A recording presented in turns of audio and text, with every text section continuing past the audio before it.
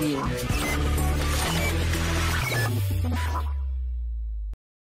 Bonjour à toutes et tous, bienvenue dans cette nouvelle session Twitch en live bien entendu. Et cette fois on va parler, comme ça n'est pas coutume, de la Z305 et on va parler de l'Azure Active Directory, de la gestion des identités dans le cloud public Azure. Et pour ce faire, j'ai prévu une session Twitch qui va durer à peu près 1 heure et demie. Donc aujourd'hui on va parler de première étape, la correction du use case qu'on a vu il y a 2 semaines. Donc pour rappel, c'était un use case à base de données SQL. Dans le dernier module qu'on a traité ensemble, on parlait des SQL Managed Instances, des Azure SQL Database, on parlait des Elastic Pool, etc., des critères de choix de telle technologie à base de données SQL plutôt que telle autre. Et on va corriger ensemble le use case que normalement vous avez traité pendant les 2 semaines de repos que je vous ai donné. Donc ça va être la première étape. Deuxième étape, on va rentrer dans le vif du sujet et on va parler cette fois de l'Azure Active Directory. Donc on va utiliser des termes type B2B, B2C, donc business to business, business to customer. On verra les différentes méthodes de réplication de votre Active Directory on-premise dans l'AAD. On verra qu'on utilise un serveur qui s'appelle l'Azure AD Connect, donc c'est un logiciel qu'on installe sur une VM dans votre réseau on-premise. On verra aussi qu'il y a 3 méthodes de réplication, PHS, PTA, ADFS. On verra les avantages et les inconvénients de chaque méthode. Et puis après, on rentrera dans d'autres technologies. Ces technologies, ça peut être AIP, comme on va le voir, Azure Identity Protection. On verra aussi Conditional Access, on verra Access Review. On parlera des identités managées. Je vais essayer de vraiment démystifier. Vous allez voir, c'est très simple ce qu'est une identité managée dans Azure. Et puis on terminera, à mon avis, par le Key Vault, le coffre-fort de vos secrets, de vos certificats, etc. Voilà un peu le programme d'aujourd'hui qu'on va voir ensemble. Donc n'hésitez pas à poser des questions dans le chat. Et puis à la fin, quand on aura traité le sujet de l'Azure Active Directory, on terminera par le case study. Le case study qui aura bien entendu un rapport avec ce qu'on voit aujourd'hui. Alors, on va parler du case study cette fois. Donc on vous disait qu'il y avait une base de données qui contient un catalogue de produits et toutes les commandes que vous aviez en ligne. Et cette base de données, elle est actuellement sur un groupe de disponibilité Always On-Premise. Et votre société, Tailwinds Trader, souhaite migrer cette base de données donc, qui est sur un seul serveur on-premise dans Azure. Mais sauf que cette société, elle a des préoccupations. La première préoccupation, c'est tout ce qui concerne la haute disponibilité. Donc l'une de ses principales préoccupations est que cette base de données soit hautement disponible car elle est critique pour son activité. Et toute panne de cette base de données peut entraîner une perte de vente ou même de confiance des clients. Donc ça, c'est le premier point à prendre en compte dans le design de mon architecture cible. Deuxième point qu'on vous remontait, c'est qu'il y a un site web qui est un front-end et il y a des problèmes de performance. En fait, quand vous passez une commande sur le site web, ça va, les performances sont satisfaisantes. Mais alors, quand on parle de navigation ou de recherche sur les pages, là, on se rend compte que très vite, c'est considéré comme lent par mes utilisateurs, par mes clients. Donc, il va falloir faire attention à la performance de la base de données. Troisième préoccupation de votre société, qui s'appelle Tailwind, je vous rappelle que vous êtes membre de cette société, c'est la sécurité. Donc, vous êtes très préoccupé par l'exposition d'informations personnelles, par exemple l'adresse des clients qui commandent vos produits en ligne, mais aussi sur toutes les données financières de ces mêmes clients qui pourraient être stockées dans la base de données. Et en plus de mettre en place des mesures de sécurité, ce qu'on vous demande, l'équipe sécurité, elle doit vérifier que les meilleures pratiques standards de l'industrie sont mises en place, sont mises en œuvre lorsque cela est possible. Donc vous êtes soumis à quand même certaines exigences de conformité qu'il va falloir mettre en place. Donc après avoir pris en compte toutes ces préoccupations, celle-ci, après avoir pris en compte que vous vouliez migrer une base de données qui était sur un seul serveur, un single serveur SQL, on va rentrer dans le vif du sujet. C'est-à-dire qu'au niveau des tâches, on vous demande quoi ? Dans la première tâche, on va vous demander de prendre en compte tout ce qui est aspect autorisation dans votre design. Donc, l'autorisation, ça peut être comment j'accède à ma base de données. Est-ce que je passe par un firewall? Est-ce que je passe par des private endpoints? Est-ce que j'utilise des NSG, etc., etc. Puis vient avoir la phase d'authentification. Est-ce que je m'authentifie sur ma base de données avec mon compte AAD ou avec un compte applicatif qui est stocké sur mon serveur de base de données? Puis il va avoir bien entendu l'aspect coût à prendre en compte, l'aspect performance qui est très important et l'aspect haute disponibilité. À ce propos, il y a un point important dans ce qui vous est présenté dans le use case, c'est qu'on vous dit que le site web, donc le front-end, il est initialement déployé dans 2 régions pour des questions de redondance. Mais rappelez-vous que votre serveur de base de données, il est dans une single région, puisqu'il est seul. Donc c'est un point important sur les prochains use cases qu'on va mettre en place ensemble. Et puis un dernier point aussi dans les tâches qu'on vous demande, c'est de créer un diagramme qui va expliquer la solution cible. Voilà toutes les tâches que vous avez en visu à mettre en place. À partir de là, on va attaquer un peu dans le vif du sujet. On va aller plutôt ici sur ma petite tablette. Et ici, on va répondre un peu ensemble aux différentes préoccupations qui sont remontées par votre société et par l'équipe sécurité. Donc la première étape, ça va être tout ce qui est autorisation. Autorisation. Donc dans l'autorisation, il y a beaucoup de choses qui sont à dire, et il y a beaucoup de choses qui sont à prendre en compte. Mais la première chose à savoir, c'est qu'on va utiliser le firewall de ma base de données pour filtrer les accès à celle-ci. Donc ça, c'est un premier point. Deuxième point, pour accéder à ma base de données, on peut, si on choisit un service PaaS, vous savez que votre base de données va avoir une IP publique, sauf si on prend du SQL Managed Instance. Mais si on part sur de l'Azure SQL Database, comme elle va avoir une IP publique, on peut très bien accéder à cette base de données via un Private Endpoint. Ce qui va me donner accès à ma base de données managée par Microsoft via une IP privée. Ensuite, pour réduire la surface d'attaque et pour implémenter des règles de sécurité fortes en termes de flux, on va au niveau du subnet mettre un NSG. Ça ne me paraît pas déconnant. Et puis on vous disait dans une des préoccupations de votre société, une des préoccupations c'était que on puisse respecter les standards de l'industrie en termes de best practice. Et là, on l'avait vu, on a bien entendu Defender for Cloud qui va nous permettre de gérer le respect des standards basés sur des bonnes pratiques et des standards de l'industrie. Ensuite, pour protéger les données, on peut utiliser TDE qui va nous permettre de chiffrer la base de données au repos. Ou alors, on peut aussi, lorsqu'il y a une requête légitime sur des données financières de clients ou d'adresses de la part du support de votre entreprise, utiliser data masking. Data masking, qui est le produit qui va permettre, à partir d'une requête légitime sur la base de données, de recevoir qu'une réponse tronquée des champs demandés. Par exemple, si on vous demande votre adresse, il va remonter à la personne du support uniquement, non pas l'intégralité de l'adresse, mais bien par exemple que le numéro de la rue sans la rue ou que le code postal sans le nom de la ville associée. Et puis enfin, si vraiment on veut une sécurité très forte, on peut utiliser la fonctionnalité qu'on avait vue qui s'appelle Always Encrypted.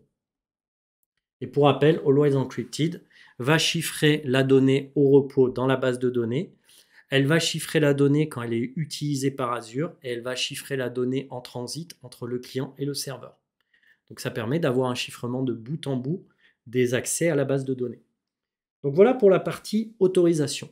Ensuite, on nous parlait de la partie authentification. Donc dans la partie authentification, on va dire qu'il y a 2 méthodes globales pour accéder à la base de données. Soit je le fais à partir d'un compte qui est déclaré sur cette base de données, soit je le fais à partir d'un compte AAD que j'ai dans l'Azure Active Directory.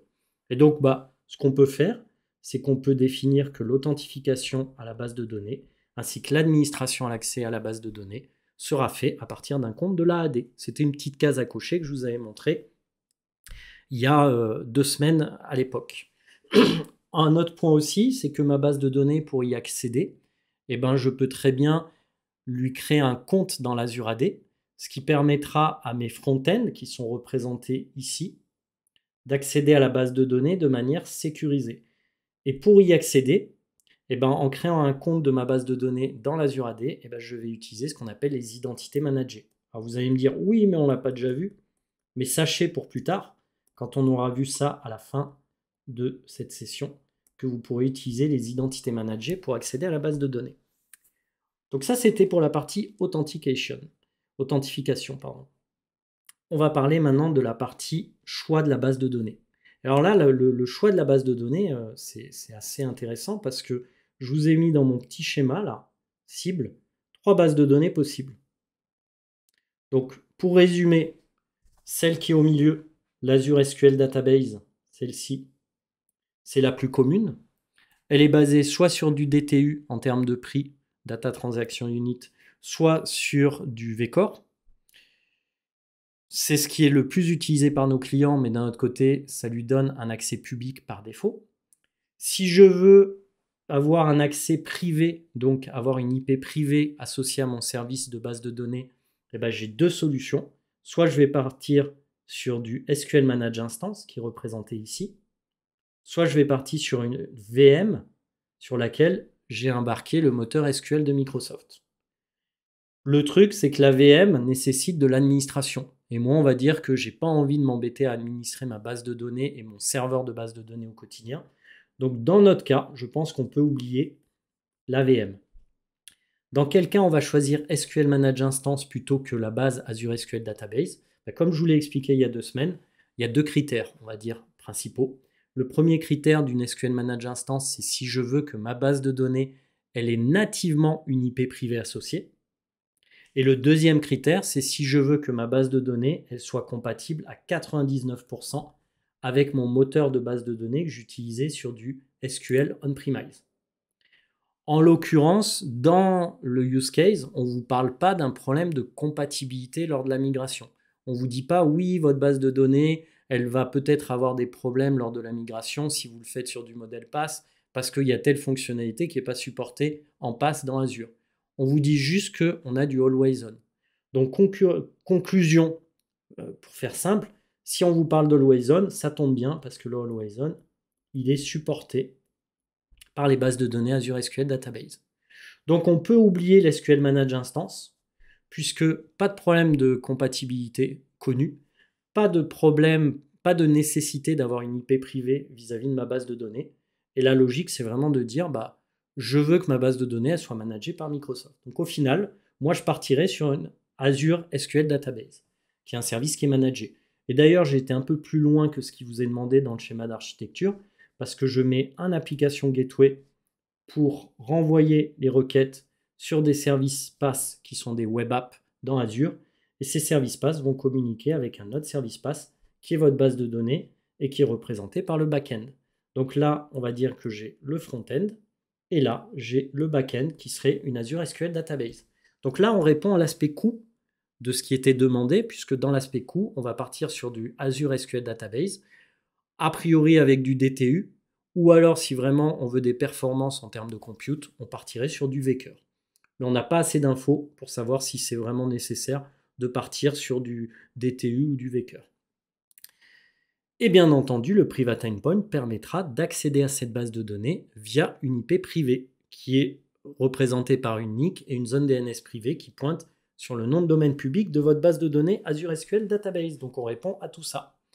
Un autre point aussi qui était demandé, c'était l'aspect performance, messieurs, dames. Et donc dans l'aspect performance, concrètement, il va falloir qu'il y ait suffisamment de ressources qui soient allouées à votre base de données pour qu'il n'y ait pas de problème de performance. Donc, on peut partir sur une Azure SQL Database qui peut être scalée manuellement en fonction des requêtes, etc. Comme on pourrait dire, oui, mais dans l'explication au départ, on vous parle de 2 régions. Donc ça veut dire que potentiellement, votre base de données, elle va être multi-région. Et là, on pourrait imaginer, et dans ces cas-là, on partirait sur du NoSQL, mais de partir sur du CosmoDB. Alors vous allez me dire, oui, ça a un impact sur le design de ta database, etc. Mais ça permettra d'avoir toujours les performances nécessaires pour répondre à vos utilisateurs et que ces utilisateurs se retrouvent aux États-Unis, au Japon, en Chine, en France ou autre, eh ben, ils auront un accès à la base de données qui est, en termes de latence, qui est faible, avec une haute disponibilité de la base de données associée. Mais si vraiment on se dit on va rester sur du monorégion à terme, bah, je dirais que de l'Azure SQL Database, c'est largement suffisant. Après, on pourrait me dire on peut partir sur du serverless ou pas, comme ça on ne paye pas la base de données ou très peu lorsqu'elle n'est pas utilisée, pourquoi pas. En tout cas, la logique, c'est Azure SQL Database par défaut. Voilà pour l'aspect performance. Et le dernier critère, c'était la hot dispo, la high availability. Donc pour la hot dispo, bah, concrètement, on va partir sur de l'always on. On en avait parlé. Désolé pour l'écriture, hein, elle est toujours aussi bonne, vous vous en doutez bien, je n'ai pas progressé là-dessus. Donc on partirait sur de l'always on. Et puis surtout, on partirait sur du business critical. En termes de hot dispo de la base. Alors pour rappel, le business critical, ça vous permet d'avoir une faible latence d'accès à la base, beaucoup de transactions qui sont supportées par celle-ci, et puis ça supporte le always on avec plusieurs réplicas de votre base, 3 ou 4 qui sont en lecture, et avec un réplica, on va dire primaire, qui lui est accessible en lecture-écriture. Donc ça vous permettrait vraiment de répondre à ce besoin-là. Et pour s'il y avait demain une seconde région nécessaire, eh ben la seconde région recevrait votre base de données avec un réplica en read-only sur celle-ci. Ce qui permettrait de pouvoir avoir des utilisateurs qui requêtent votre base de données en lecture lorsqu'ils ont des points à prendre en compte et des requêtes sur vos produits, etc. Voilà ce que j'avais à vous dire rapidement sur la correction de ce use case. Voilà ma proposition. Encore une fois, elle n'est pas parfaite. On pourrait discuter de chaque point, etc. Mais elle répond globalement à ce qui vous était demandé aujourd'hui. Donc, on reprend cette fois, hop, mon autre écran. Voilà pour le use case. On va rentrer dans le vif du sujet parce que je pense que vous êtes un peu tous là pour parler Azure Active Directory. Et dans ce cadre-là, eh ben, c'est parti. On va attaquer par le concept de Zero Trust. Donc, je vous affiche mon whiteboard. Et on va parler ensemble de Zero Trust. Alors, qu'est-ce que le Zero Trust? Le Zero Trust, c'est le modèle de confiance zéro, entre guillemets, qui stipule quoi? Qui part sur un postulat qu'il ne faut jamais présumer de la confiance qu'on a aux utilisateurs ou à leur device qu'ils utilisent. En fait, on va au contraire vous demander de valider continuellement l'accès des utilisateurs. Donc, lorsqu'il y a des utilisateurs, des ordinateurs, des données qui se trouvaient historiquement à l'intérieur de votre réseau interne de l'entreprise, on supposait à tort qu'ils étaient dignes de confiance. Avec le modèle Zero Trust, donc Zero Trust, on s'appuie sur des déclarations de confiance qui sont vérifiables et des dispositifs pour accorder l'accès aux ressources de votre société. Donc la confiance, elle est plus présumée en fonction de l'emplacement à l'intérieur de votre entreprise, de l'utilisateur ou de son poste de travail. On va lui demander régulièrement de valider ses accès et puis surtout de montrer patte blanche. Donc tous les éléments de transaction vont être soumis à l'Azure Active Directory dans notre cas. Alors qu'est-ce que ça veut dire? Ça veut dire qu'on va appliquer des conditions pour accéder à vos applicatifs. Et ces conditions vont être forcées auprès de vos utilisateurs. Donc un utilisateur va pouvoir accéder à un applicatif qui est publié dans le cloud en fonction de certains critères. Par exemple, est-ce que son appareil est fiable et conforme? C'est-à-dire, je me connecte à l'applicatif qui est publié dans l'Azure Active Directory. Est-ce que je me connecte à partir d'un Android, d'un iOS, d'un Mac, d'un Windows, etc. Et est-ce qu'il y a le certificat qui est conforme à celui de mon entreprise? Donc, est-ce que je suis dans un cybercafé pour accéder à mon applicatif ou est-ce que je suis clairement dans un réseau qui est trusté avec un poste de travail qui est trusté par l'entreprise? Et puis le deuxième point, je viens d'en parler, c'est est-ce que l'emplacement physique ou virtuel de l'utilisateur est trusté par l'entreprise? Est-ce qu'il est chez lui? Et dans ces cas-là, est-ce qu'il a son VPN qui est activé? Ce qui veut dire qu'il est dans un réseau qui est globalement sécurisé. Ou est-ce que, encore une fois, il est dans un pays où il n'est pas d'habitude? Par exemple, moi je suis en France et demain je me connecte des États-Unis ou de l'Australie ou d'Israël. Ou alors je me connecte en même temps en France et des États-Unis ou d'Israël. Il y aura forcément un problème. il y aura une des deux connexions qui n'est pas bonne. En l'occurrence, il y a plus de chances que ça sera celle qui est aux États-Unis ou autre. Donc dans la confiance zéro et dans l'application de règles pour accéder à des applicatifs, ce qu'on vous dit aussi, c'est de prendre en compte l'emplacement physique ou virtuel, donc les réseaux de vos utilisateurs. Et puis un autre point aussi, c'est qu'on va vous demander de prendre en compte depuis quel navigateur accède votre utilisateur. Est-ce que c'est un navigateur qui est trusté par votre organisation? Ou est-ce que l'utilisateur qui accède à votre applicatif, il le fait via un vieux protocole? Par exemple, est-ce qu'il va utiliser du POP, du SMTP pour envoyer des emails? Ou est-ce qu'il utilise un protocole plus récent pour la gestion de sa messagerie? Bref, tous ces critères concourent à la logique du zéro trust. On ne fait confiance à personne et dès l'instant où il y a une authentification, pour qu'il ait accès à cet applicatif, on va lui demander au final d'être dans un réseau sécurisé, depuis un poste sécurisé, en accédant via une application, donc via un navigateur sécurisé, à l'application cible. Voilà la logique du zéro trust dans la logique de Microsoft et dans la logique surtout de votre Azure Active Directory. À partir de là, Microsoft vous propose de gérer toutes vos identités dans un seul et même système de gestion d'identité qui s'appelle l'Azure Active Directory. Donc pour rappel, l'Azure Active Directory, c'est un service dans Azure et une instance de ce service, on appelle ça un tenant. Donc le tenant, c'est souvent représenté par un nom de domaine en onmicrosoft.com. D'ailleurs, on va pouvoir le regarder ici juste à l'instant. Voilà. Le tenant, ici, chez moi, il s'appelle mngenv634769.microsoft.com. Son petit nom, c'est The Lord of the Ring. Je trouve qu'il est beaucoup plus parlant, pour vous comme pour moi. Et ce tenant, il va contenir les identités de ma société et les groupes. Donc ici, je vais retrouver les users dans mon tenant qui sont affichés. Et puis, je vais retrouver aussi les groupes. Et donc, les groupes, c'est des conteneurs qui contiennent mes users. Et donc, ce tenant, qui correspond à un nom de domaine qui n'est pas vraiment celui du nom de ma société, parce que vous vous doutez bien que les sociétés, elles ne s'appellent pas forcément MNGENV 634769, je vais pouvoir lui rajouter des noms de domaine à ce tenant qui correspondent vraiment au nom de ma société. Donc je vais pouvoir, par exemple, lui rajouter un nom de domaine qui correspond à ma société ng.com. Et si ce nom de domaine est trusté par Microsoft, c'est-à-dire si je prouve à Microsoft que je suis le propriétaire de ce nom de domaine, alors mes utilisateurs on-premise, qui sont représentés dans un Active Directory aux couleurs ng.com, pourront être répliqués dans mon AAD tout en gardant leur nom de domaine, leur suffixe, leur UPN, etc. Donc ça veut dire que si j'ai un utilisateur dans le domaine on-premise ng.com en pepayola@ng.com, je vais pouvoir le répliquer dans l'AAD aux couleurs de mon ng.com. Donc je retrouverai mon utilisateur pepayola@ng.com. Voilà la logique de mon Azure Active Directory.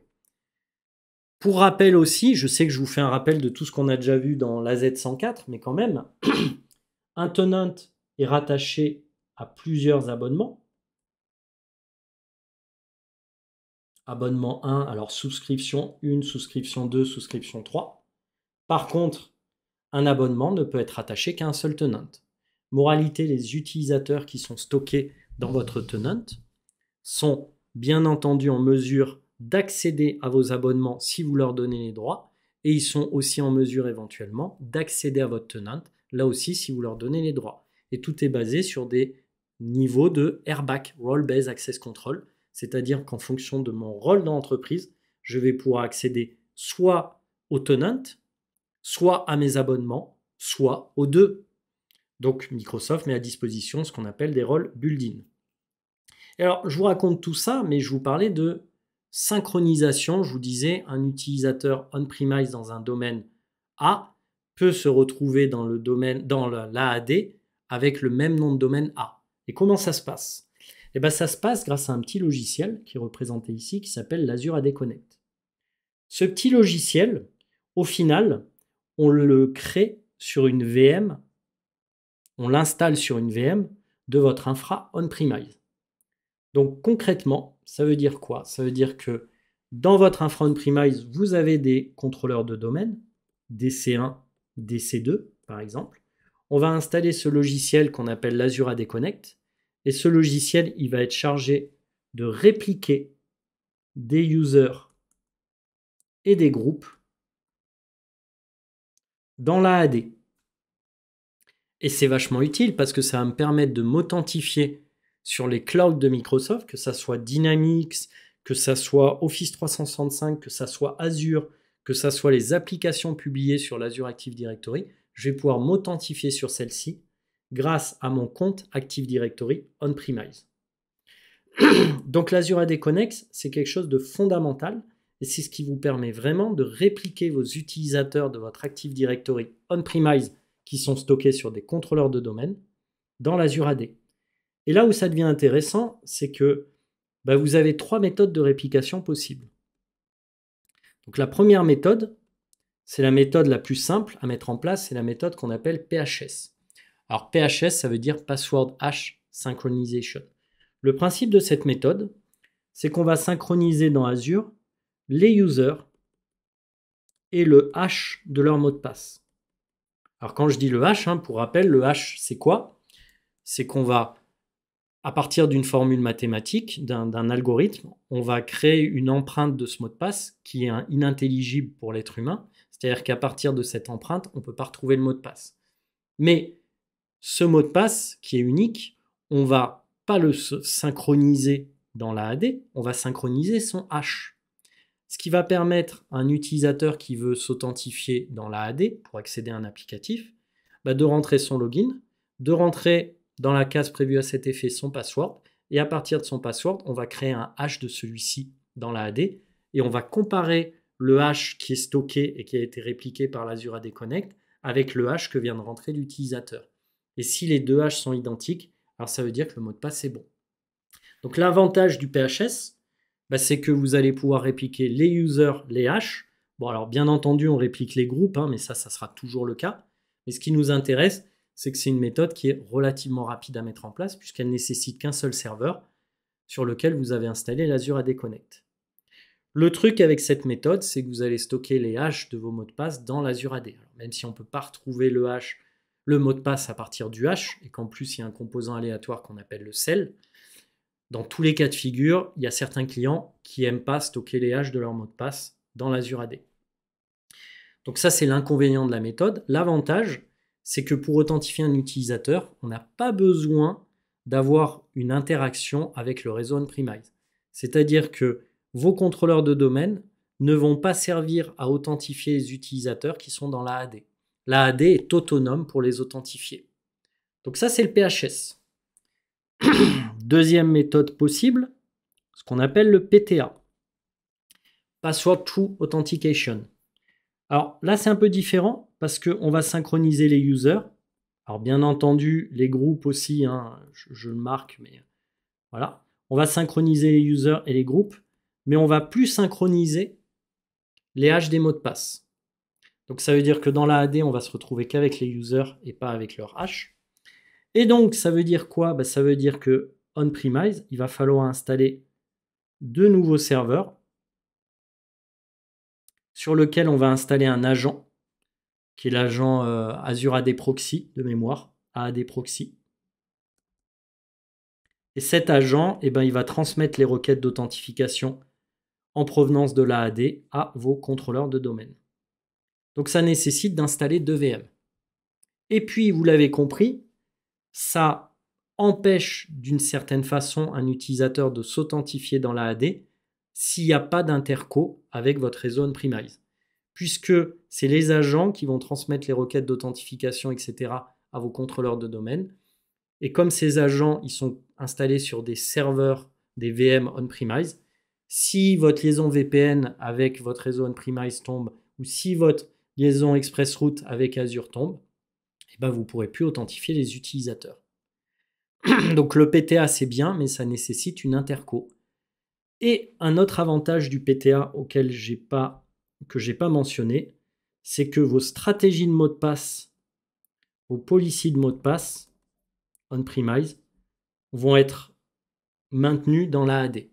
Donc ça veut dire que quand vous allez rendre autonomes vos utilisateurs à l'aide d'un service qu'on appelle le SSPR pour pouvoir réinitialiser leur mot de passe en ligne, cette réinitialisation se fera en conformité avec vos règles de mot de passe qui sont en vigueur dans votre Active Directory on-premise. Donc c'est quand même un point important. Voilà pour le PTA. Donc c'est une technologie d'ailleurs qui est assez récente. Alors quand je dis récente, pourquoi je dis qu'elle est récente? Parce qu'elle est plus récente que, et elle remplace d'ailleurs au départ l'ADFS, qui est une technologie qui est historique. Donc l'ADFS, c'est un rôle que vous mettez sur des contrôleurs de domaine en général, qui s'appelle Active Directory Federation Services. Et le truc avec l'ADFS, donc qui est la troisième méthode possible, c'est qu'il faut 4 serveurs au minimum. Donc on a 2 serveurs qu'on appelle les WAP, les Web Application Proxy de mémoire, je crois que c'est ça. C'est les frontaux web qui servent aux demandes d'authentification. Et après, on va avoir 2 serveurs en back-end qui ont le rôle ADFS installé. Voilà. Donc sur 2 serveurs, un VM3, VM4 dans le back-end. Et donc, les WAP, eux concrètement, c'est les frontaux web pour l'authentification. Et derrière, ils vont transmettre les requêtes au rôle ADFS qui sont installés soit sur des contrôleurs de domaine, soit sur des serveurs membres. Dans tous les cas de figure, en général, il faut 4 VM supplémentaires. L'avantage de l'ADFS, c'est comme pour le PTA, il fait la synchronisation des users, des groupes, il garde les mots de passe, les stratégies de mots de passe dans l'Azure AD. Mais un des avantages aussi, c'est qu'il vous permet d'utiliser des tokens d'authentification qui sont issus de produits tiers. Par exemple, si vous me dites, moi j'ai une clé RSA Secure ID pour authentifier mes utilisateurs, vous passerez par de l'ADFS, ce que ne fait pas PTA en standard. Et ces 3 méthodes d'authentification des utilisateurs et donc de synchronisation de ceux-ci depuis le réseau on-premise vers l'Azure AD supportent ce qu'on appelle le Seamless SSO, Single Sign-On. Seamless Single Sign-On. Donc ça va vous permettre de rejouer d'une certaine façon l'authentification sur tous les services cloud de Microsoft, que ces services cloud soient pour un service type Dynamics, pour Office 365, pour Azure ou même pour une application qui est publiée dans votre tenant Azure Active Directory. Voilà ce que j'avais à vous dire en préambule sur l'Azure Active Directory. Alors comment je vois qu'un utilisateur est synchronisé? Il suffit d'aller dans la console Azure et puis ici vous voyez vous avez une petite colonne On-Premise Synchronization. Là vous voyez j'ai aucun utilisateur synchronisé. Mais si j'avais un utilisateur à Yes ici, ça voudrait dire que j'ai une synchronisation effective. Et si maintenant je vais sur mon tenant, sur la gauche, vous avez Azure AD Connect. Et ici, on va vous dire, voilà, il y a une synchronisation en cours. Voilà la date de la dernière synchronisation. Et voilà ce que vous pouvez, voilà les utilisateurs et groupes qui pourraient être synchronisés ou qui ont été synchronisés. Voilà la logique que vous avez, encore une fois, derrière l'Azure AD Connect qui est utilisé dans l'Azure AD. Alors, un point aussi qui est important par rapport à tout ce que je vous ai raconté, c'est que je vous ai dit que dans la méthode PTA ou ADFS, il fallait une interco effective avec vos serveurs qui étaient on-premise pour gérer les demandes d'authentification. Au final, rien ne vous empêche de me dire, Philippe, ouais, ok, mais il suffit que je mette mes serveurs PTA ou ADFS sous forme de VM dans Azure. Et vous auriez raison. Et pareil pour le serveur AD Connect. Rien ne vous empêche de le mettre dans Azure.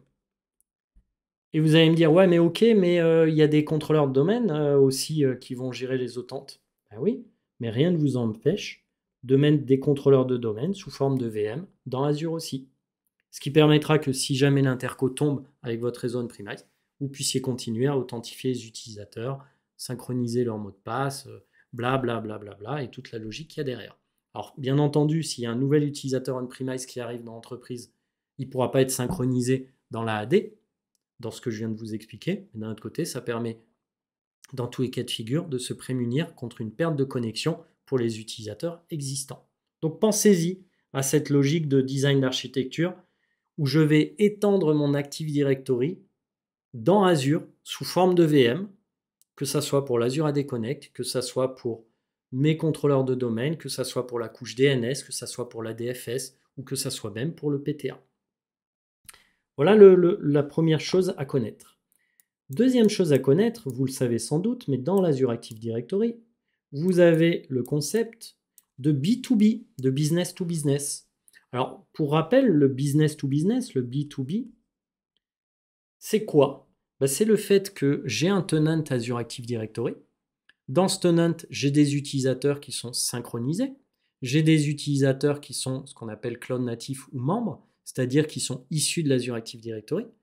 Mais moi, en tant que société, j'ai besoin de travailler avec d'autres sociétés. Par exemple, je suis NJ et je fais appel à de la sous-traitance sur des sujets bien spécifiques.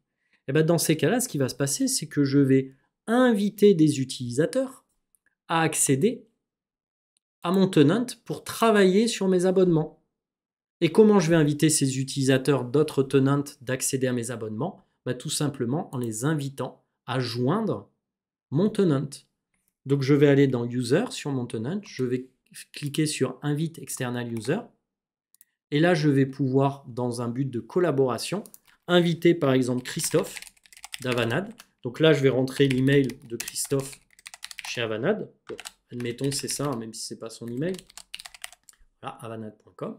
Et si je fais invite, il va recevoir un email lui proposant d'accéder en tant qu'utilisateur invité, donc en guest, à mon tenant. Et moi, après, je vais aller sur l'abonnement sur lequel, ou le groupe de ressources sur lequel je veux donner accès à Christophe sur tel droit. Donc, par exemple, je vais sur tel groupe de ressources. Là, je vais aller dans Access Control IAM. Je ferai un Add Role Assignment. Je définirai bien entendu le rôle de Christophe, par exemple, contributeur sur mon groupe de ressources. Et là, dans Select Member, apparaîtra Christophe, bien entendu, puisque je l'aurai rajouté dans mon tenant. Rappelez-vous qu'un abonnement est toujours rattaché à un tenant, mais un tenant peut être rattaché à plusieurs abonnements. Donc le référentiel des utilisateurs, ce sont des emails, et ces emails est stocké dans mon tenant. Et ces emails peuvent être soit synchronisés depuis mon réseau on-premise, suivant les 3 méthodes que j'ai expliquées. Ces utilisateurs peuvent être bien entendu cloud natif, membres, c'est-à-dire ils sont directement créés dans mon tenant, ou alors ces utilisateurs dans une logique de business to business sont invités dans mon tenant. Donc c'est le point important à prendre en compte. Alors c'est bien ce que tu as mis ton email Christophe, ça veut dire que tout le monde l'aura dans le replay de la vidéo. Tu vas avoir plein de questions. Je vous encourage à écrire à Christophe sur son email tel qu'il l'a mis dans le chat. Donc ça, c'était le point que je voulais voir avec vous. Est-ce que vous avez des questions jusqu'à présent par rapport à tout ce que je viens de vous expliquer? Pas de questions sur le B2B. Tout est bon. Tout au bene, comme on dit. Ok. Alors si c'est bon, on va parler maintenant du B2C ensemble. Donc le business to customer. Le B2C. Alors là, c'est un peu différent, la logique, même si elle se rapproche du B2B. Je suis une société, par exemple Engie, et je vais permettre à mes utilisateurs d'avoir accès à leur consommation en termes d'électricité ou autre. Ça dépend de l'activité de votre société, mais on va dire de l'électricité. Bon. Pour leur permettre d'accéder à leur consommation électrique, je vais mettre en place une application que je vais héberger dans l'Azure Active Directory. Et cette application, pour y accéder, soit vous faites partie d'un node tenant, donc vous y allez y accéder avec votre email professionnel, par exemple votre email Microsoft ou votre email Avanade, etc. Soit vous allez y accéder à partir d'un email personnel. Cet email personnel, ça peut être un compte Gmail, ça peut être un compte Facebook, ça peut être un compte LinkedIn, ça peut être un compte Twitter, etc. Mais ça vous donnera accès à votre consommation. Et là, on rentre dans une logique de business to customer. J'ai un business et je le mets à disposition de mes clients. Ces clients, ça peut être des professionnels. Dans ces cas-là, ils sont dans un node tenant ou des particuliers. Et vous allez me dire, oui, mais Facebook, tout ça, on est particulier, mais comment il va l'authentifier l'utilisateur Azure? Eh bien, en fait, vos utilisateurs vont pouvoir utiliser leur propre système, leur propre fournisseur d'identité pour être authentifiés dans leur tenant, dans votre tenant, pardon. Donc concrètement, on va pouvoir déléguer l'authentification des utilisateurs Facebook à Facebook, déléguer l'authentification des utilisateurs Twitter à Twitter, etc. Mais dans la logique, j'ai d'abord créé une application que j'ai publiée dans l'Azure AD. Et cette logique-là, elle est basée sur ce qu'on appelle l'App Registration.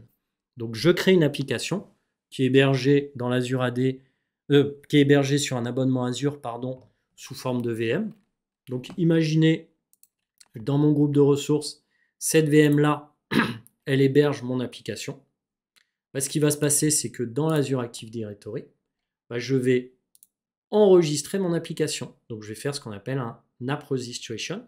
Donc, je vais lui dire, OK, mon application, eh ben, voilà comment elle se nomme. Elle est accessible depuis des utilisateurs qui sont dans mon tenant ou qui sont multi-tenant. Si elles sont multi-tenant, on rentre dans une logique des utilisateurs invités ou des utilisateurs qui utilisent des comptes personnels, comme je viens de vous expliquer, Twitter, Facebook, LinkedIn, etc. Je donne l'URL de mon application et à ce moment-là, mon application elle va être publiée comme celle-ci dans la AD.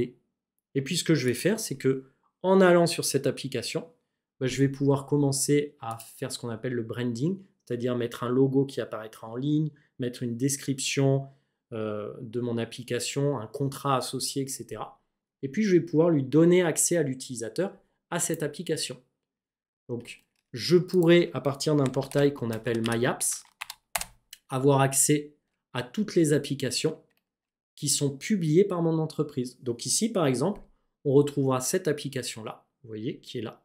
Et quand je voudrais y accéder, bien entendu, il faudra que dans mon tenant, j'ai donné des droits à cette population d'utilisateurs.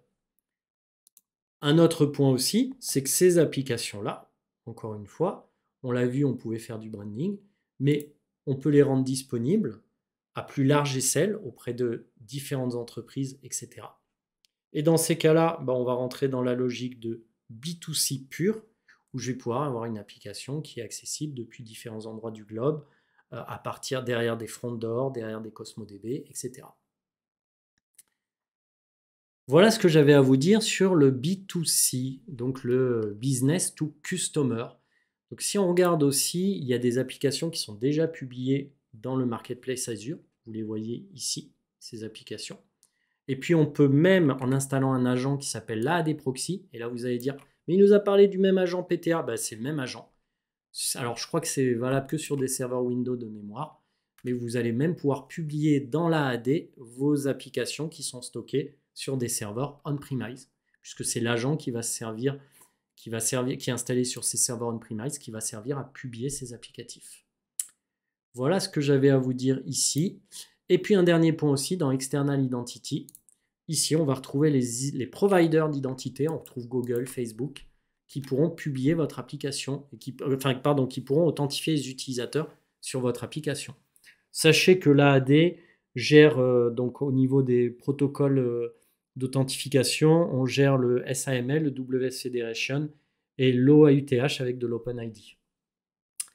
C'était ce que je voulais vous dire là-dessus. Donc voilà pour le B2C, le business to customer. Alors, une fois que j'ai publié mes applications dans le cloud, c'est bien, je les ai publiées, mais il va falloir que je m'assure que les utilisateurs qui accèdent à cette application y accèdent de manière sécurisée. Et là, on peut partir sur un service qu'on appelle le Conditional Access, accès conditionnel qui est proposé dans l'Azure AD. Donc c'est un service supplémentaire qu'il faut que vous acquériez au travers d'une licence de mémoire. Et en gros, le Conditional Access, le principe, c'est qu'il va, comme son nom l'indique, conditionner l'accès à une application en fonction de critères que vous allez définir. Et si vous vous rappelez, il y a une demi-heure, j'ai commencé par le Zero Trust, par vous expliquer qu'on faisait confiance à personne, qu'il fallait montrer patte blanche, etc. Et le Conditional Access, c'est exactement ça, messieurs, dames. Le principe, c'est que quand vous voudrez accéder à une application, vous rentrerez dans une stratégie d'accès à cette application, ce qu'on appelle une policy. Et dans cette stratégie d'accès, vous allez définir les conditions d'accès à cette application. Par exemple, vous allez dire très simplement, c'est tels utilisateurs et tel groupe d'utilisateurs qui peuvent accéder à cette application. Alors là, vous allez me dire, OK, rien que du standard.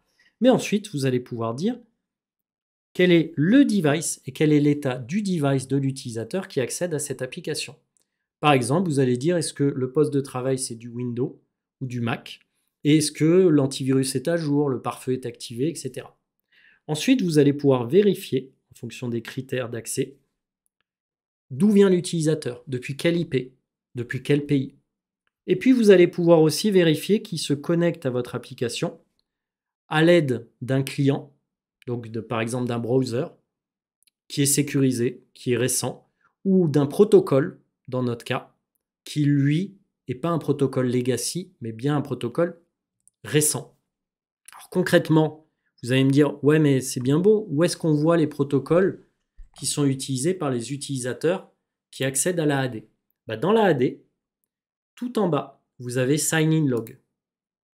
Et dans Sign in Log, on va pouvoir voir ici tous les utilisateurs qui se sont logués sur votre AD et à partir de quelle IP. Et vous avez ici la possibilité de rajouter un filtre. Si vous voyez, voilà. Vous avez la possibilité de rajouter un filtre. Et moi, je vais rajouter le filtre qui est Client App.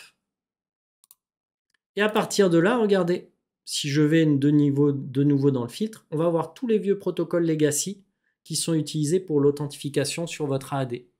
Et par exemple, si je soupçonne des utilisateurs d'utiliser l'IMAP ou le POP, ou du SMTP, ou de l'Exchange, ou je ne sais pas quoi d'autre, je vais faire un apply, et là, je vais avoir la liste de tous les utilisateurs qui utilisent un vieux protocole pour accéder, pour s'authentifier dans mon AAD et accéder à mes applicatifs. Donc, c'était la petite parenthèse sur le Client App. Un autre point aussi, c'est que si je vais dans Conditional Access, parce que c'était quand même le sujet initial, c'est ici que vous allez pouvoir définir, en répondant à quelques questions, quelles sont les conditions pour accéder à mes applicatifs. Par exemple, là, on vous dit, la condition étant, si j'ai un utilisateur qui est en dehors du réseau de mon entreprise, alors je vais lui imposer une authentification à base de MFA.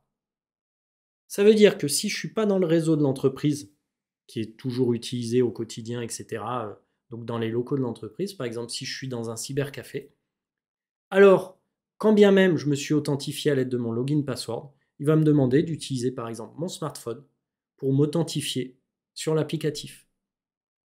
Et pareil, on peut créer une policy ici qui va définir ces conditions. Donc par exemple, je vais l'appeler App Policy pour les applications qu'on va dire critical.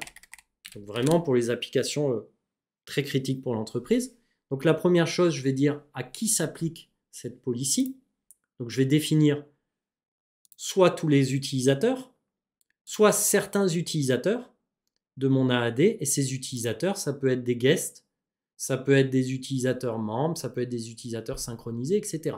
Donc la première étape, je définis à qui je vais appliquer la policy. Deuxièmement, je vais définir à quelle application s'applique ma policy, à quelles applications même au pluriel. Concrètement, je vais pouvoir dire c'est telle application ou alors toutes les applications qui vont recevoir cette policy. Et ensuite, je vais travailler sur les conditions. Donc dans les conditions, je vais dire est-ce que, par exemple, l'utilisateur, il se connecte depuis un device de type Windows, iOS ou Android? Si c'est bon, est-ce que l'utilisateur se connecte depuis une location trusted, donc depuis un lieu qui est trusté par mon organisation? Et puis, est-ce que l'utilisateur se connecte à l'aide d'un vieux protocole? Je vous ai déjà expliqué, je vous ai fait la démo juste avant. Une fois que j'ai fait ça, je vais définir qu'est-ce qui se passe quand l'utilisateur respecte ces conditions. Et là, on rentre dans l'Access Control.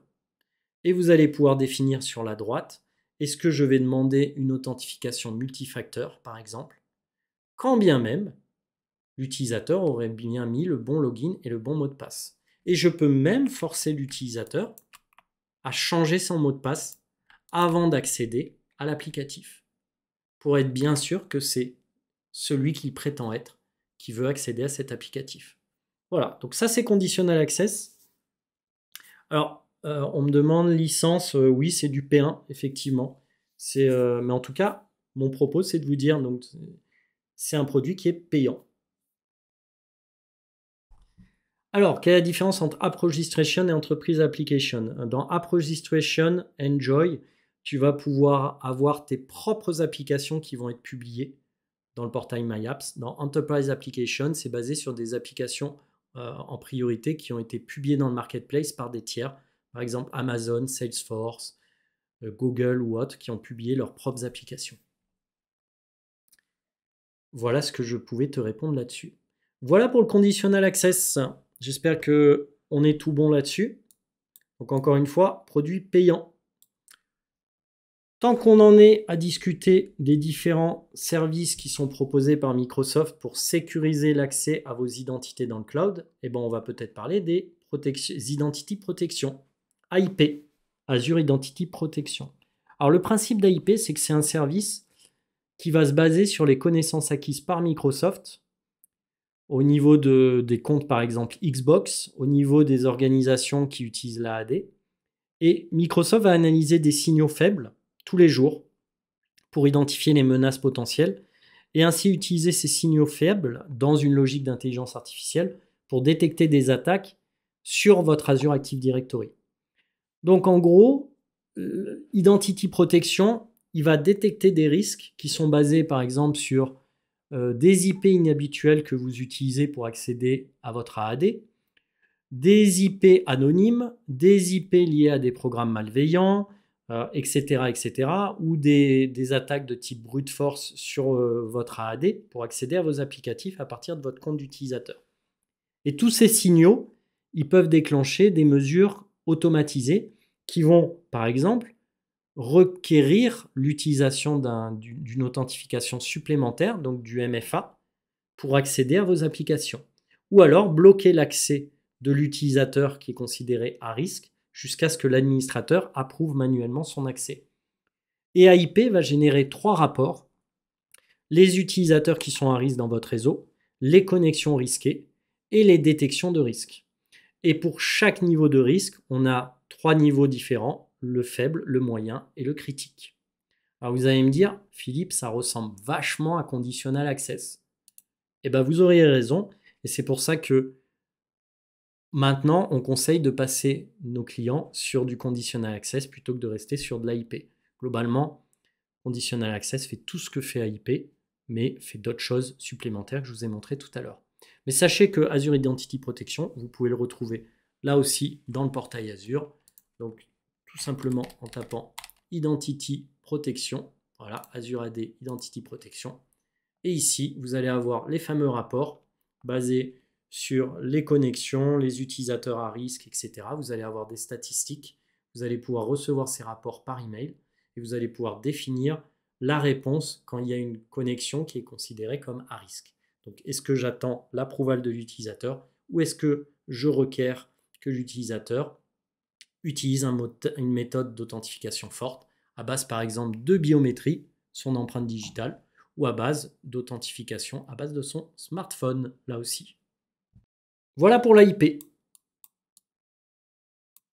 Un autre service à connaître, l'Access Review, messieurs, dames. Donc le principe de l'Access Review, c'est quoi? C'est qu'on va avoir la possibilité de créer des revues d'accès sur les utilisateurs qui sont membres de mon AAD. En quoi c'est important ce service, qui est d'ailleurs payant, Access Review? Et d'ailleurs, j'en ai fait une petite vidéo sur le sujet, donc je vous encourage à aller voir sur ma chaîne YouTube avec Gaston, qui est canadien, qui est au Québec de mémoire. On a fait une petite vidéo sur l'utilisation d'Access Review, mais Access Review répond vraiment à un besoin fort des entreprises, qui est de dire, moi, je suis une grosse structure, j'ai des utilisateurs invités de différentes sociétés, et c'est dur de savoir si tel sous-traitant, par exemple, continue à travailler avec nous. Parce qu'il faut que je contacte le manager pour savoir, ok, mais tel utilisateur, est-ce qu'il a toujours besoin d'accéder à tel abonnement, etc. Et dans les grosses structures, vous allez avoir des centaines ou voire des milliers de comptes invités. Et très vite, vous allez être perdu sur, ok, l'approbation de ces comptes invités. Est-ce qu'ils ont toujours besoin d'accéder à mon tenant ou à mes abonnements? C'est ça la problématique des guest users. C'est une des principales problématiques de la DSI ou du RSSI. Et dans ce cadre-là, Microsoft vous propose d'utiliser Access Review. Donc le principe, c'est que vous allez créer une revue d'accès de ces comptes-là, mais aussi d'autres comptes, parce que ça peut être aussi le départ d'un salarié d'une entreprise. Donc l'utilisateur, il était membre de mon tenant, il faisait partie de ma société, mais il a quitté son poste. Il a quitté l'entreprise. Dans ces cas-là, il faut que je m'assure que son compte n'est plus stocké dans la AD. Ou inversement, un utilisateur qui changerait de service dans l'entreprise. Par exemple, je travaillais Moi, avant, chez Microsoft, je travaillais en tant que formateur. Maintenant, je suis Cloud Solution Architect, CSA. J'ai changé de poste. Donc, ça veut dire que je n'ai plus besoin d'accéder aux anciennes ressources quand j'étais formateur chez Microsoft. Et dans ce cadre-là, Access Review répond à ce besoin. Donc, le principe, c'est que dans le portail Azure, vous allez aller dans Identity et Gouvernance. Donc, vous tapez Identité et Gouvernance. Voilà. Et sur la gauche, vous allez avoir Revue d'accès, ici. Et vous allez pouvoir créer une revue d'accès qui va être basée sur l'accès à vos utilisateurs sur vos applicatifs ou l'accès à vos applicatifs directement. Donc dans mon cas, je vais dire que c'est une revue d'accès sur mes utilisateurs, y compris mes utilisateurs Teams, qui utilisent Teams au quotidien. Parce que vous le savez, quand vous utilisez Teams, il y a beaucoup de comptes invités qui sont créés dans votre tenant. Donc dans mon cas, je vais dire que je vais me concentrer sur mes utilisateurs guest, user only, parce que c'est ceux qui m'intéressent le plus, mais rien ne vous empêche de sélectionner les groupes et les utilisateurs que vous voulez, sur lesquels vous voulez faire une revue d'accès. Ensuite, vous allez définir qui va faire la revue d'accès. Alors ça peut être par exemple le manager d'une équipe, ça peut être aussi le owner d'un groupe dans votre tenant. Vous avez un groupe dans votre tenant qui contient des utilisateurs. Vous avez défini un utilisateur parmi ce groupe qui doit gérer les utilisateurs au sein de ce groupe. Et bien, ça peut être lui qui va être désigné comme reviewer de votre revue d'accès. Donc, soit c'est un manager, soit c'est un utilisateur spécifique d'un groupe spécifique. Bref, c'est vous qui définissez ça. Dans mon cas, je vais dire que c'est le owner des groupes, comme je viens de vous l'expliquer. Vous spécifiez le nombre de jours donné à ces reviewers, à ces relecteurs entre guillemets, pour valider les utilisateurs qui sont dans le tenant en tant que guest. Vous définissez la fréquence de revue d'accès. Par exemple, vous pouvez dire je fais ça tous les mois. Et à partir de là, vous allez alors après il va y avoir un email qui va être automatiquement généré avec la liste des utilisateurs par exemple dans les groupes détenus par l'utilisateur cible, qui est le owner du groupe, et il va devoir valider ou pas chaque utilisateur. Et s'il le valide, on peut lui demander une justification. Vous voyez, on peut lui dire ok, tu valides cet utilisateur, mais pourquoi? Et inversement, si tu ne le valides pas, pourquoi? Est-ce que c'est parce qu'il est parti de l'entreprise? Est-ce que c'est parce qu'il a changé de poste? Est-ce que c'était un utilisateur d'une autre entreprise? Etc., etc. Donc ça va vous permettre d'automatiser la revue des accès de vos utilisateurs à votre tenant en fonction de si c'est des utilisateurs Teams, des utilisateurs Office 365 ou l'accès à des applicatifs tout simplement.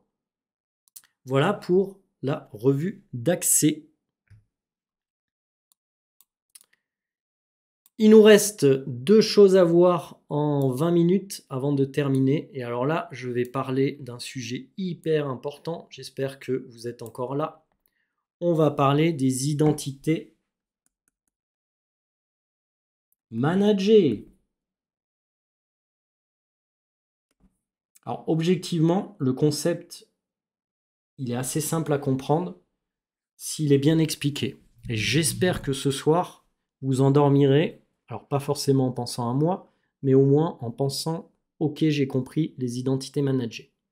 Alors je vous ai mis une phrase que j'ai retrouvée dans la doc qui permet déjà de savoir dans quel cas on va utiliser les identités managées. Donc la phrase c'est « Je veux créer une application qui va utiliser en source un service Azure et ce service Azure va devoir accéder à une cible et cette cible, c'est un autre service Azure ou une application qui est publiée dans Azure. » Voilà le principe. Alors, quelle est la différence entre Access Review et PIM? Alors, il y a plein de différences, Punisher. Je fais un aparté. Globalement, Privileged Identity Management, par exemple, il te permet d'avoir des nouvelles fonctionnalités pour t'authentifier, comme le Just-in-Time, comme plein d'autres fonctionnalités qui créent un circuit d'approbation pour accéder à une application, etc. Alors qu'Access Review, c'est vraiment, il se concentre sur la revue d'accès. Donc PIM, c'est un service qui est beaucoup plus général et qui propose d'autres outils qui permettent de valider l'accès à des applications. Par exemple, dans PIM, tu vas retrouver Conditional Access, dont j'ai parlé tout à l'heure. Donc PIM, c'est un conglomérat de services qui te permet de gérer la sécurité de tes identités dans la AD. Allez, maintenant que j'ai fait la digression sur la différence entre Access Review et PIM, on va revenir sur les identités managées. Donc le principe des identités managées, c'est que j'ai un service Azure qui a besoin d'accéder à un autre service Azure. Par exemple, j'ai un front-end, ici, qui a besoin d'accéder à un back-end, qui est dans Azure, et tout ça de manière sécurisée. Concrètement, imaginez ici, j'ai une VM sur laquelle j'ai installé 2 IS qui a besoin d'accéder à une base de données SQLDB. Avant, comment j'aurais fait ça sans les identités managées? J'aurais créé une connexion string, par exemple, que j'aurais codé en dur dans mon applicatif ici. Et donc, si mon applicatif était publié sur Internet ou dans un GitHub, dans un repo, alors qu'il ne devait pas, etc., on aurait retrouvé l'accès à la base de données Azure à partir de mon front-end. Donc, en soi, ce n'était pas très sécure. Donc, le principe d'une identité managée, c'est que ça répond à un besoin fort qui est j'ai un service Azure qui veut communiquer de manière sécurisée avec un autre service Azure.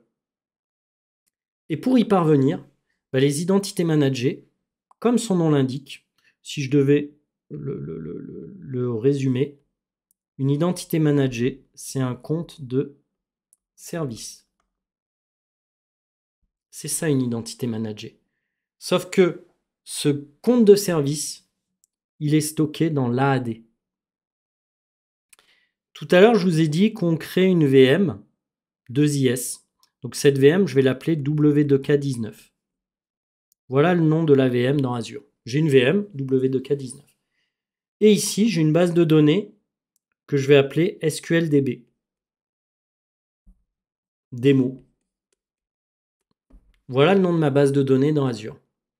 Eh bien, ce que je vais faire, c'est que je vais créer une identité, donc un compte de chacun de ces services dans l'Azure AD. Donc en bas, j'ai la AD. Et je vais créer un compte qui va représenter ma VM.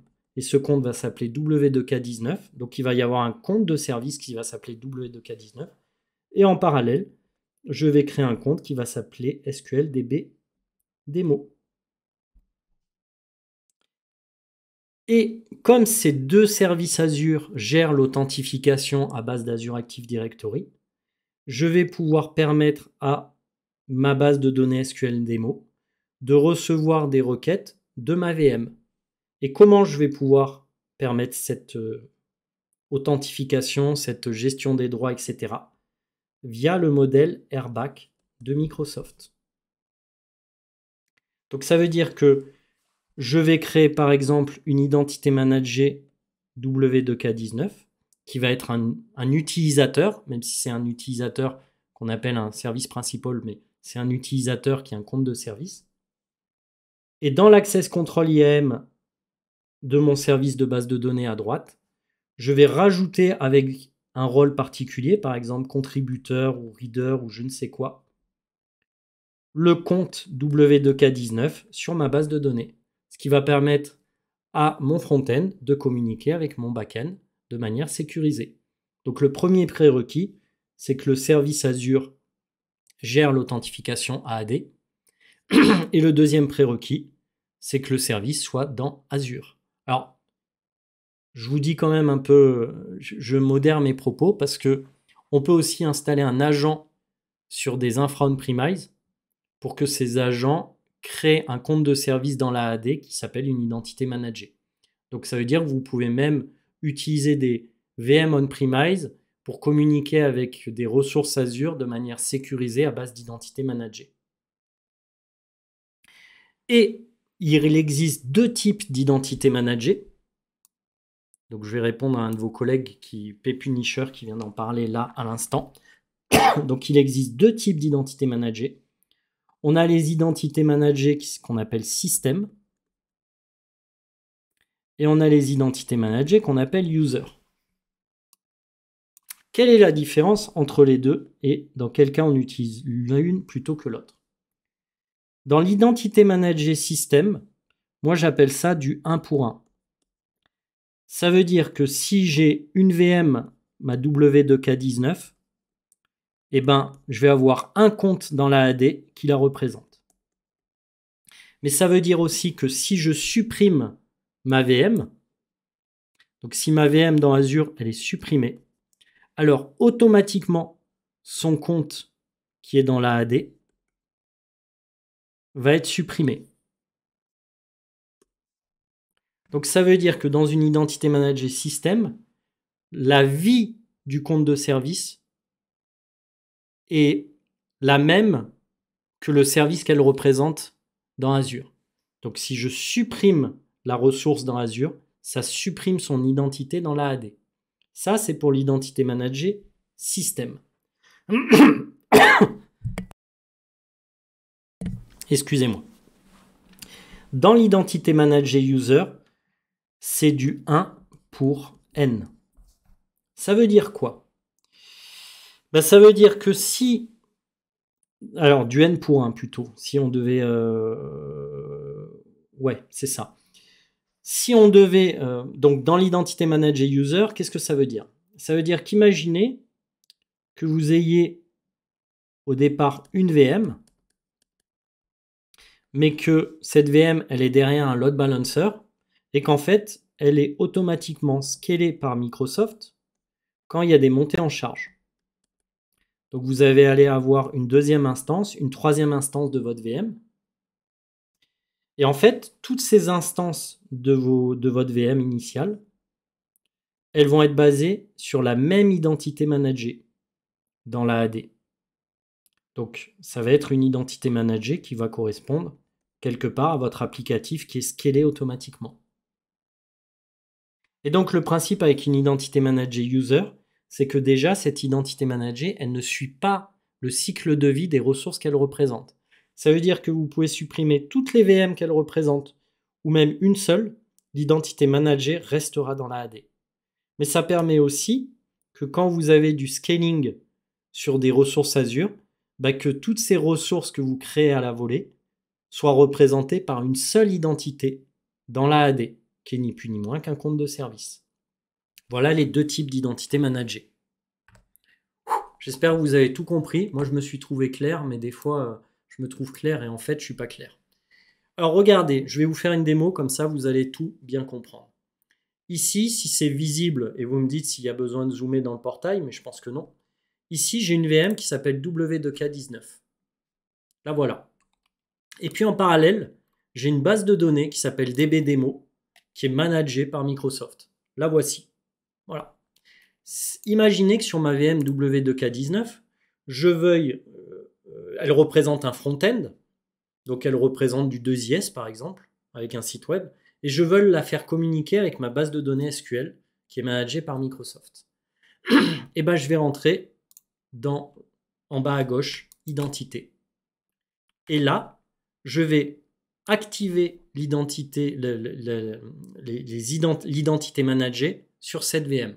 Donc en faisant ça, je vais inscrire un compte, je vais créer un compte de service qui est une identité managée dans la AD qui va représenter cette VM.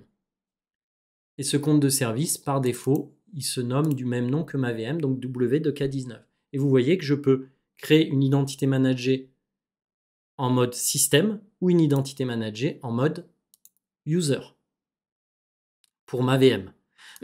Dans mon cas, je ne prévois pas de scaler ma VM, donc je vais créer une identité managée système. Donc je fais un on et je fais un save. Et là, regardez, il vous le dit Azure, il vous dit hey, je vais créer un compte dans la AD qui représente ta VM, Philippe.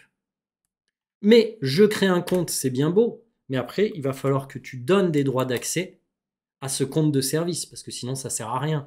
Il y aura juste une identité, mais qui n'aura aucun droit sur rien. Donc après, il va me dire, ok, je vais donner une identité dans l'Azure AD, bah maintenant il va falloir que tu attribues cette identité et que tu donnes des droits à cette identité auprès d'un autre service Azure. Donc là, il est en train, au final, de créer un compte de service dans mon tenant qui représente ma VM, W2K19. Voilà, c'est fait. Et à partir de là, bah, je vais aller sur ma base de données, qui est ici. Dans ma base de données, donc j'ai un serveur de base de données sur lequel je vais pouvoir gérer les droits d'accès à cette base de données. Donc je vais aller dans Access Control IAM. Je vais faire un Add Role Assignment. Et ici, je vais définir quel droit va avoir ma VM sur ma base de données SQL. Par exemple, allez, on va dire SQLDB Contributor. Ensuite, dans Suivant, d'habitude, j'aurais donné des droits à des utilisateurs ou à des groupes. Ben là, regardez, je vais cocher Identité managée. Et je vais dire, OK, je vais prendre l'identité managée de ma VM. Et là, je vais avoir ma VM qui va apparaître. Et en sélectionnant ma VM et en faisant un select et un next et un review and assign, je vais permettre à ma VM d'accéder à ma base SQL avec des droits, je ne sais plus, SQL contributor tels que je les ai définis.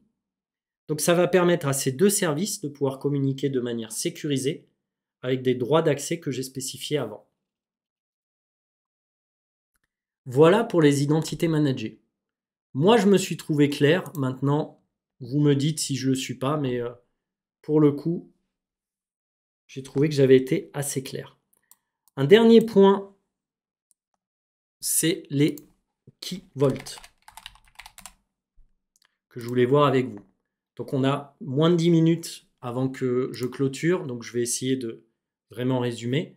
Le principe d'un key vault, c'est que c'est un coffre-fort qui va contenir vos secrets, vos certificats, vos mots de passe. Et ce coffre-fort, qui est un service managé, va permettre à vos applications, quand elles veulent récupérer des mots de passe, des certificats, de contacter le key vault pour récupérer justement ces accès. Donc la première chose à savoir, c'est que le key vault, il gère les identités managées, vous vous en doutez bien. Ce qui va permettre à un service Azure de le contacter pour récupérer des informations sensibles.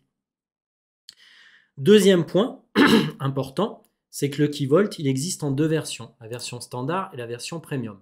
Alors quelle est la différence entre les deux? Dans la version standard, le chiffrement des clés, des certificats est logiciel. Dans la version premium, le chiffrement est basé sur ce qu'on appelle un Hardware Security Module, donc un HSM. En gros, vous avez Dassault, vous avez Marvell, à ne pas confondre avec les films Marvel, vous avez différents fabricants de puces ultra sécurisées qui vont chiffrer matériellement vos secrets, vos certificats dans le key vault. Mais c'est un peu plus cher. Donc si je prends par exemple la version standard, eh ben, ça va chiffrer logiciellement vos clés, vos certificats. Même Microsoft ne pourra pas les déchiffrer. Donc si vous perdez l'accès à votre key vault, bah, je dirais que vous ne pouvez pas demander à Microsoft de faire du rétro. Voilà, ça ne marchera pas. C'est vous qui en êtes le propriétaire et qui avez accès. Ensuite, bah, le key vault, comme il contient des informations sensibles, eh ben, il a la corbeille qui lui est activée. Alors le soft delete, c'est l'autre nom pour dire corbeille. C'est-à-dire que si vous supprimez des clés, des certificats, bah, par défaut, pendant 90 jours, ils vont être dans une corbeille qui va vous permettre de les restaurer. Et puis vous allez pouvoir activer ce qu'on appelle la purge. Donc la purge, pour l'activer, il faut obligatoirement que vous ayez configuré le soft delete. Ça tombe bien parce que maintenant c'est par défaut. Et en gros, ça force une période de rétention avant de pouvoir supprimer des volts ou des objets dans le vault pendant X jours. Une fois qu'on a fait ça, on définit un groupe de ressources, on définit le nom du key vault. Et prochaine étape, on va définir comment accéder au key vault et qui accède au key vault. Donc globalement, il y a deux méthodes. Il y a soit la méthode role-based, que vous connaissez tous et toutes, soit la méthode Vault Policy, qu'on n'a pas vue et donc qu'on va voir ensemble. Donc le principe de la méthode Vault Policy, c'est que vous allez définir des utilisateurs. Et pour chaque utilisateur, vous voyez quand je fais un edit, vous allez pouvoir définir est-ce qu'il peut accéder aux clés, aux secrets ou aux certificats. Et si oui, est-ce qu'il peut les lister, les créer, les importer, les supprimer, les backuper, les restaurer, etc., etc.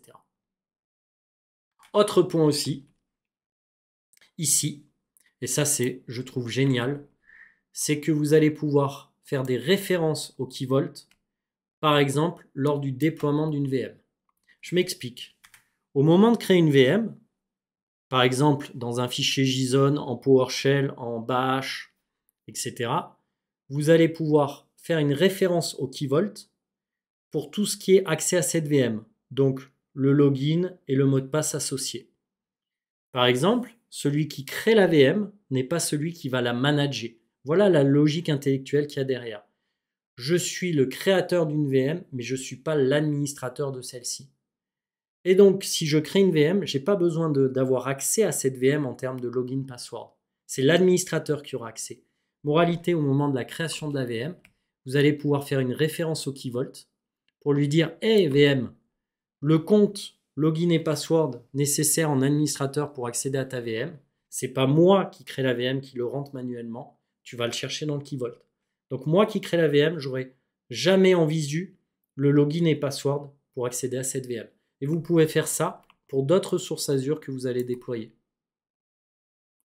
Un dernier point aussi, dans le Key Vault, vous avez la possibilité de stocker les clés de chiffrement de vos disques bitlocké ou DM crypté. Donc un disque bitlocké, c'est un disque qui chiffre les données au repos. Et DM crypt, donc sur les machines Windows, c'est pour BitLocker.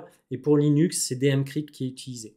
Et donc concrètement, avec ça, avec cette méthode-là, vous allez pouvoir stocker la clé de déchiffrement de vos disques chiffrés, de vos VM, directement dans le Key Vault, pour être en mesure de les restaurer, etc. Une fois qu'on a fait ça, donc on sélectionne pourquoi va être utilisé le Key Vault, on va pouvoir faire un review and create et automatiquement, on va pouvoir créer le Key Vault et on va pouvoir l'utiliser pour référencer les clés, les secrets, les certificats des services Azure qui auront besoin d'y accéder pour justement les récupérer. Voilà l'intérêt du Key Vault. Donc le Key Vault, c'est un service PaaS, c'est un service qui est managé et c'est un service qui est bien entendu très utile pour les développeurs, mais aussi pour n'importe qui a besoin d'accéder à vos applications dans Azure en termes de back-end, puisque vous allez y stocker les certificats. D'ailleurs, les certificats, ils peuvent être renouvelés automatiquement.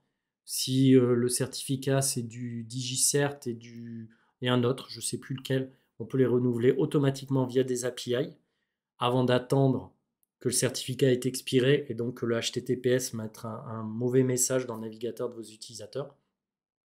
Donc pensez-y, le Key Vault, c'est un service PaaS, il concourt à la sécurisation de l'accès à vos applicatifs, à vos ressources Azure, bien entendu, et c'est un service qui est managé, donc qui a une IP publique, mais vous pouvez lui adjoindre, encore une fois, ici dans Networking, un Private Endpoint, ce qui permettra d'accéder à votre Azure Key Vault via une IP privée qui est stockée dans un subnet sous forme de NIC et de zone DNS privée. Voilà ce que j'avais à vous dire sur ce sujet. On a bientôt fini, on est plutôt dans les temps. Autre point, donc la prochaine, le use case que vous devez faire, c'est, je vous envoie le lien dans le chat, donc c'est un use case qui va vous permettre de mettre en pratique tout ce qu'on vient de voir ensemble. Donc dans ce use case, on va vous parler de je suis une société qui rachète une autre société et donc je vais devoir récupérer des utilisateurs dans mon tenant, mais je suis une société qui a besoin aussi de travailler avec d'autres sociétés, donc je vais devoir créer des guest accounts. J'ai besoin aussi de faire communiquer une VM avec une base de données SQL de manière sécurisée. Donc, pensez identité managée, et je ne veux pas stocker dans les cas d'usage, enfin dans ce qu'on vous demande, je ne veux pas stocker les crédentials d'accès à l'application sous forme de fichier de configuration dans ma VM. Donc tout ce qui est connexion string, tout ce qui est pour accéder à ma base de données, je le fais avec tel login et tel password, je ne veux pas que ça soit stocké dans l'application. Donc là aussi, on peut penser à identité managée. Prenez soin de vous, à bientôt. Salut tout le monde!